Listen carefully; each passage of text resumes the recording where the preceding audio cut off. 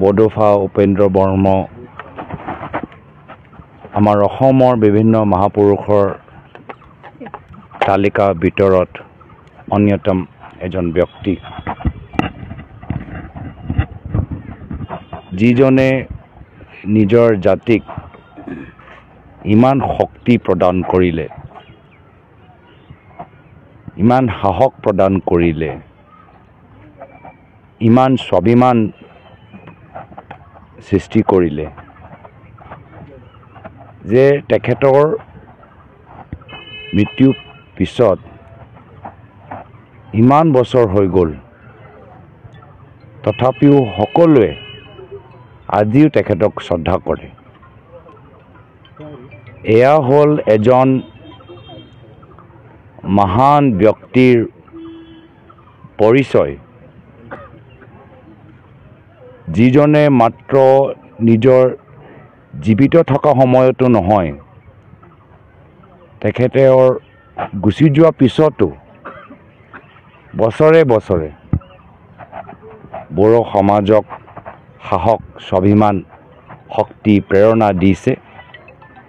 সেইকাৰণে এজন মহান ব্যক্তিক আমি শ্ৰদ্ধা নিবেদন কৰিবলৈ আহিছোঁ আৰু এয়া হ'ল আমাৰ অসমৰ আমাৰ সম্পদ এয়া হ'ল আমাৰ অসমীয়া সংস্কৃতি যে যিজনে নিজৰ জাতিক ভাল পায় নিজৰ জাতিৰ বাবে ত্যাগ বলিদান কষ্ট আন্দোলন কৰিব পাৰে আমি বেলেগ জাতিৰ পৰা হ'ব পাৰোঁ কিন্তু সেইজনৰ প্ৰতি সদায় আমাৰ সন্মান থাকে জাতিৰ প্ৰতি যে মৰম জাতিৰ প্ৰতি যে টান এয়া হ'ল আমাৰ অসমীয়া সংস্কৃতিৰ আমাৰ এটা বিশেষ এটা আদৰ্শ বিশেষ মূল্য আজি কোচ ৰাজবংশী হওক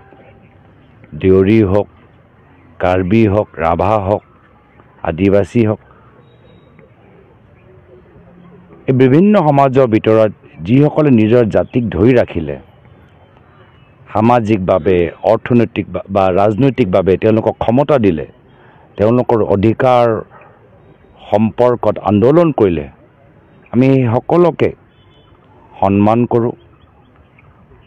চিন্তাধাৰা অলপ বেলেগ হ'ব পাৰে কিন্তু নিজৰ জাতিক যে ইমান ভাল পায় এই জাতিৰ প্ৰতি টান আমি শ্ৰদ্ধা কৰোঁ আৰু এয়া হ'ল আমাৰ অসমীয়া সংস্কৃতিৰ এটা মূল্য যি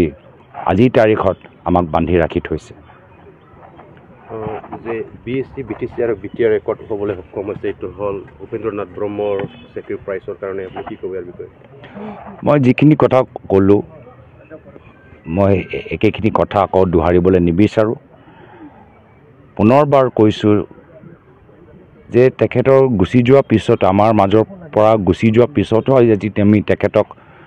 স্মৰণ কৰিছোঁ শ্ৰদ্ধা নিবেদন কৰিছোঁ সেয়া হ'ল এজন মহান বীৰ এজন মহান ব্যক্তিৰ চিনাকি যে যিজনে গুচি যোৱা পিছতো নৱপ্ৰজন্মক প্ৰেৰণা দিব পাৰিছে মাৰ্গ দৰ্শন দিব পাৰিছে আৰু তেখেতৰ চেক্ৰিফাইচ যে আজিও আমি স্মৰণ কৰিছোঁ এয়া হ'ল এজন মহান ব্যক্তিৰ পৰিচয় এই মহান ব্যক্তিৰ প্ৰতি আমি শ্ৰদ্ধা নিবেদন কৰিছোঁ আপুনি কোকৰাঝাৰত ভিজিট কৰিছে এই কংগ্ৰেছটো লাহে লাহেকৈ দুৰ্বল হৈছিল কিন্তু আপুনি অহাৰ পিছত আকৌ ষ্ট্ৰেংথেন হ'ল ইয়াৰ বিষয়ে কি ক'ব মই তেনেকৈ ক'বলৈ নিবিচাৰোঁ হয় কংগ্ৰেছ যেতিয়া কেন্দ্ৰত আমাৰ চৰকাৰ আছিল ৰাজ্যত আমাৰ চৰকাৰ আছিল প্ৰায়তঃ মুখ্যমন্ত্ৰী তৰুণ গগৈদেৱ আছিল সেই সময়ত আমি বিচাৰিলে BTR অঞ্চলত কংগ্ৰেছ দলটোক বহুত আমি শক্তিশালী কৰিব পাৰিলোহেঁতেন কিন্তু এয়া হ'ল কংগ্ৰেছৰ চিন্তাধাৰা যে ক্ষমতাতকৈ বেছি গুৰুত্বপূৰ্ণ হৈছে শান্তি আৰু নিজৰ দলটোক আমি নিশ্চয় ভাল পাওঁ কিন্তু যিসকলে বড়ো নেতৃত্বই চেক্ৰিফাইচ কৰিছে নিজৰ জাতিৰ কাৰণে তেওঁলোকৰ আবেগ আমি বুজি পাওঁ এজন বিশেষ জনগোষ্ঠীৰ নিজৰ জাতিৰ প্ৰতি যে টান থাকে সেইখিনি কথা কংগ্ৰেছে বুজি পায় সেইটো আমাৰ কংগ্ৰেছৰ ডিএনএত আছে বিভিন্ন জনগোষ্ঠী জনজাতিক সন্মান দিয়াটো আৰু সেইকাৰণে কেন্দ্ৰত ৰাজ্যত চৰকাৰ থকা সত্ত্বেও নিজৰ দলৰ আমি বলিদান দি বৃহত্তৰ বিটিআৰ অঞ্চলৰ শান্তিৰ স্বাৰ্থত স্থানীয় বিটিআৰ সেই সময়ৰ নেতাসকলক তেওঁলোকৰ ত্যাগৰ বলিদানক সন্মান কৰি আমি নিজৰ দলটোক পিছত ৰাখিলোঁ বিটিআৰৰ মানুহক সন্মুখত ৰাখিলোঁ স্বাভাৱিকভাৱে এনেকৈ কৰিলে আমাৰ দলৰ অলপ ক্ষতি হ'ল কিন্তু যোৱা কিছু বছৰৰ পৰা আমাৰ দলৰ স্থিতি আমি লাহে লাহে আকৌ বিল্ড আপ কৰিছোঁ ৰাইজে দেখিছে যে কংগ্ৰেছ দলে বিটিআৰৰ সম্পৰ্কত নিজৰ ছেক্ৰিফাইচ কৰিলে কিন্তু বৰ্তমান বিজেপি চৰকাৰ আজি তেওঁলোকে স্থানীয় বড়ো নেতৃত্বক তেওঁলোকৰ বলি দিছে তেওঁলোকক ছেক্ৰিফাইচ কৰাইছে নিজৰ দলৰ ব্যক্তিগত স্বাৰ্থত বিজেপি আৰু কংগ্ৰেছ একদম অপজিট কংগ্ৰেছে নিজৰ ছেক্ৰিফাইচ দিলে আৰু বিজেপিয়ে UPPLক ছেক্ৰিফাইচ কৰিছে BPFক আজি একদম দুৰ্বল কৰি পেলালে ৰিমোট কণ্ট্ৰলটো হিমন্ত বিশ্ব শৰ্মা ডাঙৰীয়া হাতত আছে প্ৰায়তঃ তৰুণ গগৈদেৱৰ দিনত ৰিমোট কণ্ট্ৰল তেওঁলোকৰ হাতত নহয় ৰিমোট কণ্ট্ৰল বড়ো মানুহৰ হাতত আছিলে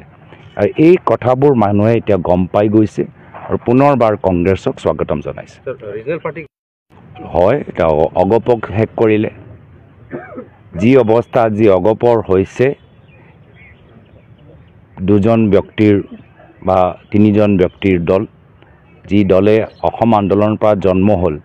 বিজেপিৰ লগত মিত্ৰতা কৰি আৰু বহল হ'ব লাগিছিল আৰু শক্তিশালী হ'ব লাগিছিল অসম চুক্তি আখৰে আখৰে ৰূপায়ণ কৰিব লাগিছিল এতিয়া বিজেপি জালত ভৰি দি লাহে এতিয়া মাত্ৰ 3-4জন ব্যক্তিৰ দল হৈ গ'ল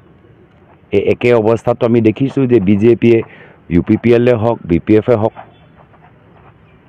এতিয়া সকলোৱে হিমন্ত বিশ্ব শৰ্মা ডাঙৰীয়া সন্মুখত আঁঠু কাঢ়িবলৈ হৈছে কিন্তু আমাৰ যেতিয়া কংগ্ৰেছ চৰকাৰ থাকে ৰিজনেল পাৰ্টি ষ্ট্ৰং হয় কেলেকে আমি ৰিজনেল সেন্টিমেন্ট আমি বুজি পাওঁ সন্মান কৰোঁ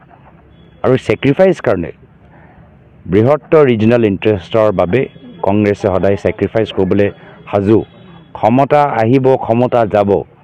ৰিজনেলিজম থাকিব লাগিব ৰিজনেলিজম আৰু নেশ্যনেলিজমৰ মাজত এটা ভাল সম্পৰ্ক হৈ থাকিব লাগিব এইকাৰণে উত্তৰ পূৰ্বাঞ্চলত বিভিন্ন ৰাজ্যত যে জন্ম কেনেদৰে হৈছিল ৰিজনেলিজমৰ ওপৰত লিংগুইষ্টিক আইডেণ্টিটিৰ ওপৰত লেণ্ড আইডেণ্টিটিৰ ওপৰত সেইকাৰণে মেঘালয়ে হওক সেইকাৰণে আপোনালোকৰ মিজোৰামে হওক এই চব আমাৰ কংগ্ৰেছে বুজি পায় সেইকাৰণে উত্তৰ পূৰ্বাঞ্চলৰ মানুহৰ বিশেষ যে আৱেগ আছে সেইটো বুজি পায় আৰু এইখিনি কথা বিজেপি নাজানে তেওঁলোকে only one nation one party তেওঁলোকৰ উদ্দেশ্য হ'ল ওৱান নেশ্যন ওৱান পাৰ্টি নো AGP নো BPF নো UPPL আৰু এই ওৱান নেশ্যন ওৱান পাৰ্টিক মাত্ৰ কংগ্ৰেছে যুঁজ দিব পাৰে পৰ্বতজোৰাৰ যিটো তাপ বিদ্যুৎ প্ৰকল্প যিটো ধুবুৰী গোৱালপাৰাত নিয়াৰ কথা মুখ্যমন্ত্ৰীয়ে কৈছে আপুনি ষ্টেটমেণ্ট দিয়াৰ পিছত আমি অৰ্ডাৰটো চাবলৈ বিচাৰোঁ তেওঁতো হাজাৰটা মিছাৰ কথা কোৱা মানুহ নিৰ্বাচন আহি আছে নিৰ্বাচনৰ পিছত কিবা কৰে নিৰ্বাচনৰ আগত সদায় পেট্ৰলৰ ডিজেলৰ দাম কমাই দিয়ে আৰু তাৰপিছত নিৰ্বাচন জিকি যোৱাৰ পিছত আকৌ পেট্ৰল ডিজেলৰ দাম দুগুণ বেছি বঢ়াই দিয়ে আমি কথা ওপৰত নহয় আমি অৰ্ডাৰটো চাবলৈ বিচাৰোঁ